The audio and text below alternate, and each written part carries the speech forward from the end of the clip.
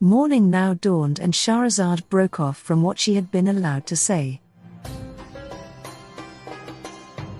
Then, when it was the 21st night, she continued. I have heard, O auspicious king, that the vizier got up to greet him, saying, Go in to your wife tonight and tomorrow I will take you to the sultan. I hope that God will grant you every blessing. Nur al Din then did as the vizier had said. So much for him, but as for Shams al-Din, his brother, when he came back from his journey with the Sultan of Cairo and failed to find Nur al Din, he asked the servants about him. They replied, The day that you left with the Sultan, he mounted his mule with its ceremonial trappings and told us that he was going in the direction of Qalyub and would be away for a day or two. No one was to follow him for he was depressed, and from that day to this we have heard no news of him. Shams al-Din was disturbed by the departure of his brother and bitterly sorry to have lost him. This is because of my angry words to him that night, he said to himself. He must have taken them to heart and gone off on his travels. I must send after him. He went to the Sultan and told him what had happened, and he then wrote notes and posted instructions to his agents throughout the lands. As it happened, however, in the 20 days that Shams al-Din had been away with the Sultan, Nur al Din had travelled to distant regions, and although Shams al-Din's agents searched, they had to come back with no news of him.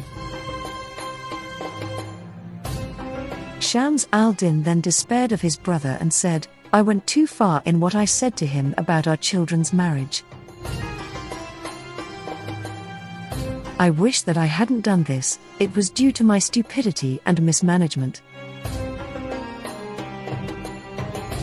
Shortly after this, he proposed to the daughter of a Cairene merchant, and after the contract had been drawn up, the marriage was consummated. As it happened, this coincided with the wedding of Nur al Din to the daughter of the vizier of Basra, as God Almighty had willed it, in order that what he had decreed might be fulfilled among his creatures. What the brothers had said in their conversation came about, in that both their wives became pregnant. The wife of Shams al-Din, the Egyptian vizier, gave birth to the most beautiful girl who had ever been seen in Cairo, while the wife of Nur al Din gave birth to a son as handsome as any of the people of his age. He was as the poet described. A slender youth whose hair and whose forehead leave mankind to enjoy both dark and light. Find no fault with the mole upon his cheek. Every corn poppy has its own black spot. Another poet has produced these lines. If beauty comes to be measured against him, it must hang down its head in shame. Asked, have you ever seen a sight like this? It answers, no, I never have. Nur al Din named his son Badr al-Din Hassan, and his grandfather was overjoyed at his birth and gave banquets and feasts worthy of the sons of kings. He then took Nur al Din and brought him to the Sultan. When he appeared before the Sultan, Nur al Din kissed the ground and, being as eloquent as he was courageous, handsome and generous, he recited, My lord, may your prosperity endure, and may you live while dark and dawn remain. When men talk of your high-mindedness, time itself dances as it claps its hands. The Sultan rose to greet his two visitors, thanked Nur al Din for what he had said and asked the vizier who he was. The vizier told him Nur al Din's story from beginning to end, adding that he was his own nephew.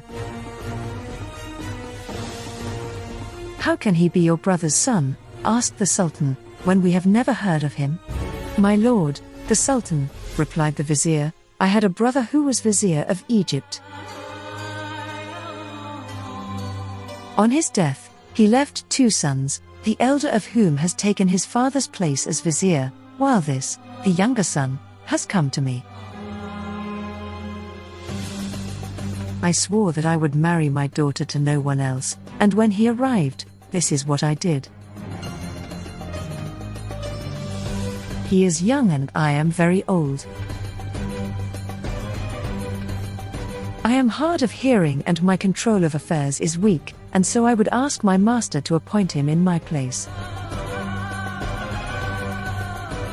He is my nephew, the husband of my daughter, someone well fitted to be vizier, as he is a man of judgment and a good manager."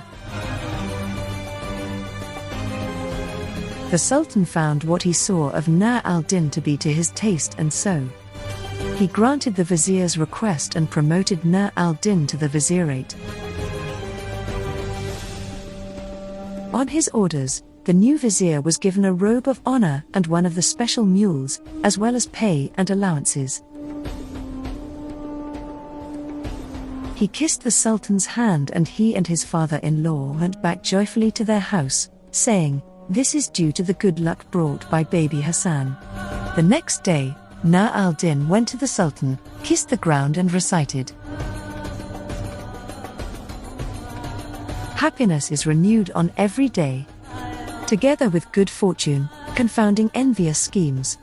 May the whiteness of your days not cease, while the days of your enemies are black." The Sultan ordered him to take the vizier's seat, which he did, and he then took in hand the duties of his office, investigating the affairs of the people and their lawsuits, as is the habit of viziers.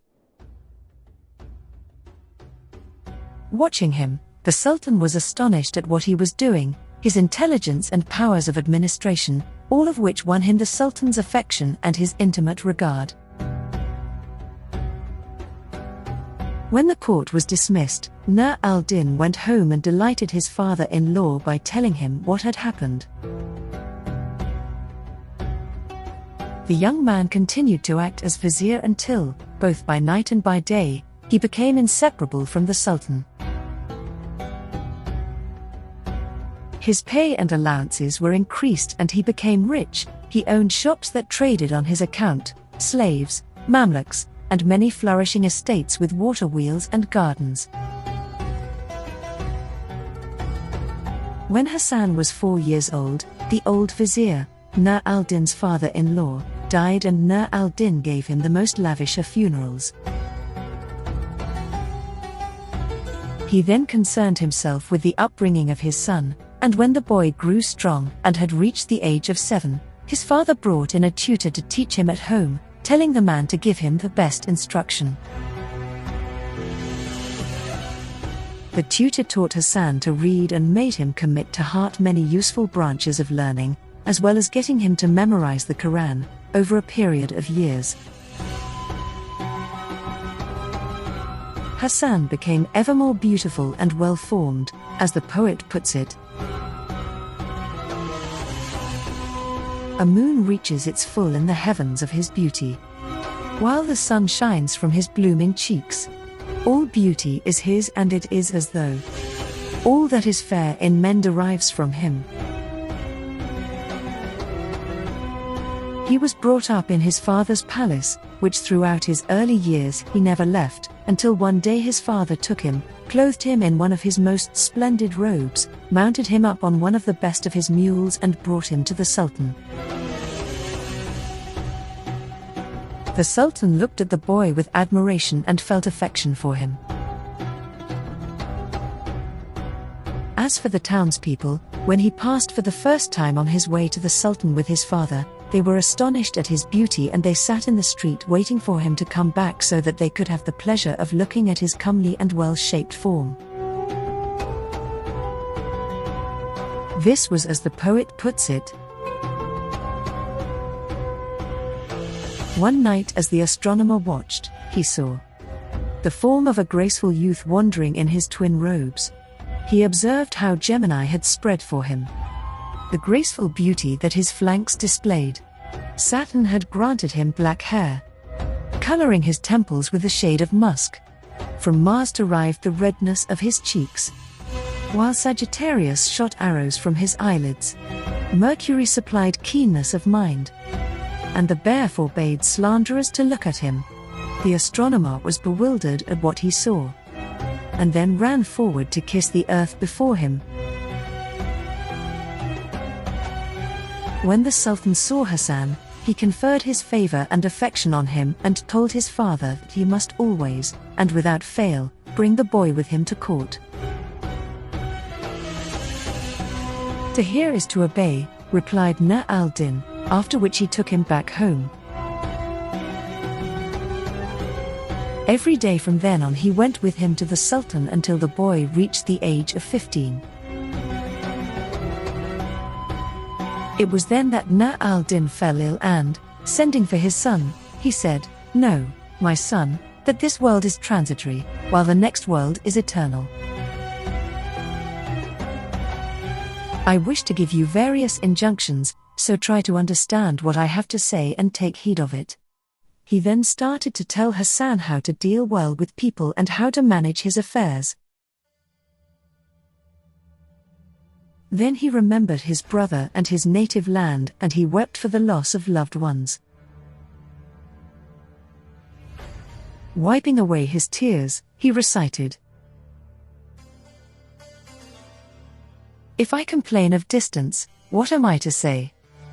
And if I feel longing, what way of escape is there? I might send messengers to speak for me, but none of them can convey a lover's complaint. I might show endurance, but after the beloved's loss, the lifespan of the lover is not long. Nothing is left except yearning and grief, together with tears that stream down my cheeks. Those whom I love are absent from my sight, but they are found still settled in my heart. Do you not see, though I have long been spurned, my covenant is subject to no change? Has her distance led you to forget your love? Have tears and fasting given you a cure? We are of the same clan, both you and I, but you still try me with long-lasting censure." When Nur al Din, in tears, had finished reciting this, he turned to his son and said, "Before I give you my injunctions, you must know that you have an uncle who is vizier of Egypt. I parted from him and left him without his leave. Take a scroll of paper and write down what I shall dictate." Hassan took the paper and started to write, while his father dictated an account of what had happened to him from start to finish.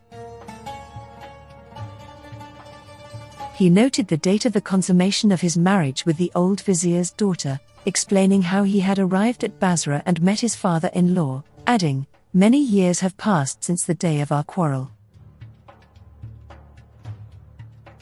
This is what I have written to him, and may God now be with him in my stead." He folded the letter, sealed it, and said, "Hassan, my son, keep this testament, for in it is an account of your origin and your genealogy. If anything happens to you, go to Egypt, ask for your uncle and tell him that I have died in a foreign land, longing for him." Hassan took the paper, folded it and sewed it up in a fold of material, before placing it in the wrapper of his turban, all the while shedding tears at the thought of being parted from his father while he himself was still young. Nur al Din then said, "I give you 5 injunctions. The first is, do not be on intimate terms with anyone, for in this way you will be safe from the evil they may do you. Safety lies in seclusion, so do not be too familiar with anyone. I have heard what the poet says. There is no one in this age of yours for whose friendship you can hope. When time is harsh to you, no friend will stay faithful. Live alone and choose no one in whom to trust. This, then, is my advice, it is enough. The second injunction, my son, is to injure no man, lest time injure you, for one day it will favor you and the next day it will harm you, and this world is alone to be repaid. I have heard what the poet says. Act slowly, do not rush to what you want. Be merciful and be known for your mercy. No power surpasses that of God. And every wrongdoer will be oppressed. The third injunction is to keep silent and to concern yourself with your own faults and not with those of others. The saying goes, whoever stays silent, escapes, and I have heard the poet say, silence is an adornment which affords you safety. But if you speak, refrain from babble. If you regret your silence once, you will regret having spoken many times. The fourth injunction, my son, is this: be on your guard against drinking wine, for wine is the root of all discord and it carries away men's wits, so I repeat, guard against it. I have heard the poet say, I gave up drinking wine and have become a source of guidance for its censurers. Drink makes the drunken stray from the right path and opens the door to evil. The fifth injunction is this: guard your wealth and it will guard you, protect it and it will protect you. Do not overspend or you will find yourself in need of help from the most insignificant people. Look after your money, for it will be a salve for your wounds. I have heard the poet say, if I lack money, then I have no friends. But all men are my friends when I have wealth. How many friends have helped me spend? But when the money went, they all deserted me. Nur al Din went on delivering his injunctions to Hassan until his soul left his body, after which Hassan stayed at home mourning for him, with the Sultan and all the emirs joining in his grief. His mourning extended for 2 months after the funeral, during which time he did not ride out, attend court or present himself before the Sultan. This earned him the Sultan's anger, as a result of which one of the chamberlains was appointed vizier in his place, with orders to set his seal on Nur al Din's properties, wealth, buildings and possessions. The new vizier set out to do this and to arrest Hassan and take him to the Sultan to deal with the young man as he saw fit. Among his soldiers was one of the dead vizier's Mamluks, and when he heard what was about to happen, he quickly rode to Hassan, and found him sitting by the door of his house, broken-hearted and with his head bowed in sorrow. The Mamluk dismounted, kissed his hand and said, "My master and son of my master, quick, quick, run away before you are doomed." "What is the matter?" asked Hassan, trembling. "The Sultan is angry with you and has ordered your arrest," replied the Mamluk. "Misfortune is hot on my heels, so flee for your life. Is there time for me to go inside to fetch some money to help me in exile?" Hassan asked. "Get up now, master," urged the Mamluk, "and leave at once." So Hassan got up, reciting these lines: "If you meet injustice, save your life. And let the house lament its builders. You can replace the country that you lose.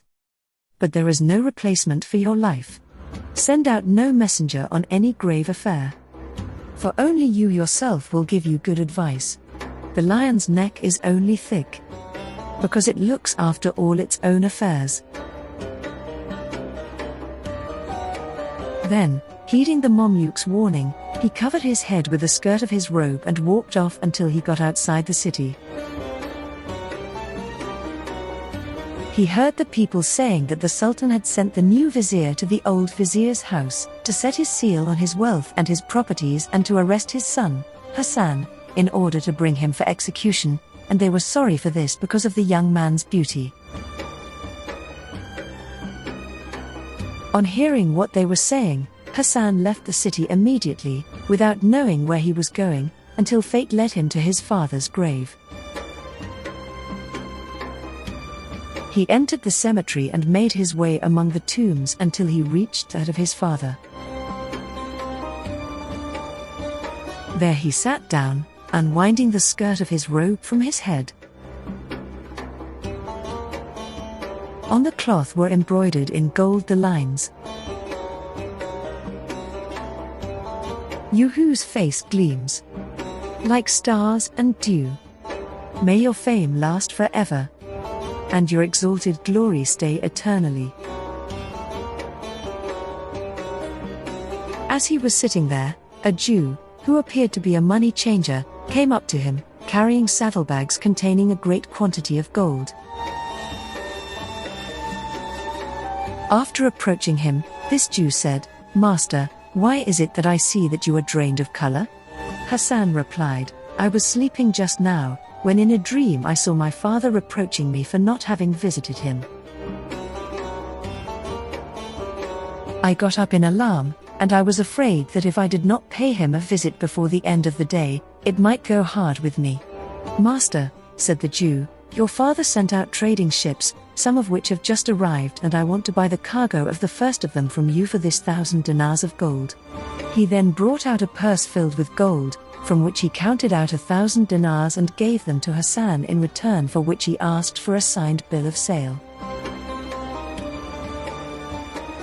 Hassan took a piece of paper, on which he wrote, "The writer of this note, Hassan, son of Nur al Din, has sold to Ishaq the Jew for 1,000 dinars the cargo of the first of his father's ships to come to port, the sale price having been paid in advance." After Ishaq had taken the note, Hassan began to weep as he remembered the glory that had been his, and he recited, "The dwelling is no dwelling since you left. And since you left, we have no neighbors there. My old familiar friends are now no friends. Nor are the moons still moons. You left, and this has made the world a wilderness. And the wide lands are now all dark. Would that the crow that croaked of your going was stripped of feathers and could find no nest. I have scant store of patience. Now that you have gone, my body is gaunt and many a veil is torn. Do you think that those past nights will ever come again as we once knew them, and the same home shelter us?" He wept bitterly, and as night drew in, he rested his head on his father's tomb and fell asleep. As he slept, the moon rose, his head slipped from the tombstone, and he slept on his back, with his face gleaming in the moonlight. It so happened that the cemetery was frequented by jinn who believed in God. A jinnia came and looked at the sleeping Hassan and, struck by wonder at his beauty, she exclaimed, "Glory to God, it is as though this youth is one of the children of paradise." She then flew off, making her customary circuit in the air. Seeing an Ifrit flying by, she greeted him and asked him where he had come from. "From Cairo," he said, and she asked, "Would you like to go with me to see the beauty of this youth asleep in the cemetery?" The Ifrit agreed, and they flew down to the tomb. "Have you ever in your life seen anything to match this?" the jinnia asked. "Glory be to the matchless God," the Ifrit exclaimed. "But sister," he added, "would you like me to tell you what I have seen?" "What was that?" she asked. "I have seen someone who is like this youth in the land of Egypt. This is the daughter of Shams al Din, a girl about 20 years old, beautiful, graceful, splendid, perfectly formed and proportioned. When she passed this age, the Sultan of Egypt learned of her, sent for Shams al-Din, her father, and said, "Vizier, I hear that you have a daughter and I would like to ask you for her hand in marriage." "My master," said Shams al-Din, "accept my excuse and have pity on the tears that I must shed. You know that my brother Nur al Din left us and went away we don't know where. He was my partner in the vizierate, and the reason that he left in anger was that we had sat talking about marriage and children, and this caused the quarrel. From the day that her mother gave birth to her, some 18 years ago, I have sworn that I shall marry my daughter to none but my brother's son. A short time ago, I heard that my brother married the daughter of the vizier of Basra, who bore him a son, and out of respect for my brother I shall marry my daughter to no other man. I have noted the date of my own marriage, my wife's pregnancy and the birth of this girl. She is the destined bride of her cousin, while for the Sultan there are girls aplenty." When he heard this, the Sultan was furiously angry and said, "When someone like me asks for a girl's hand from a man like you, do you refuse to give her to me and put forward an empty excuse? I swear that I shall marry her off to the meanest of my servants to spite you." The Sultan had a hunchbacked groom, with a hump on his chest and another on his back. He ordered this man to be brought to him, and he has drawn up a contract of forced marriage between him and Shams al-Din's daughter, ordering him to consummate the marriage tonight. The Sultan is providing the groom with a wedding procession, and when I left him he was surrounded by the Sultan's Mamluks, who were lighting candles around him and making fun of him at the door of the baths. Shams al-Din's daughter, who bears the greatest resemblance to this young man, is sitting weeping among her nurses and maids, for her father has been ordered not to go to her. I have never seen anything more disgusting than the hunchback, while the girl is even more lovely than this youth.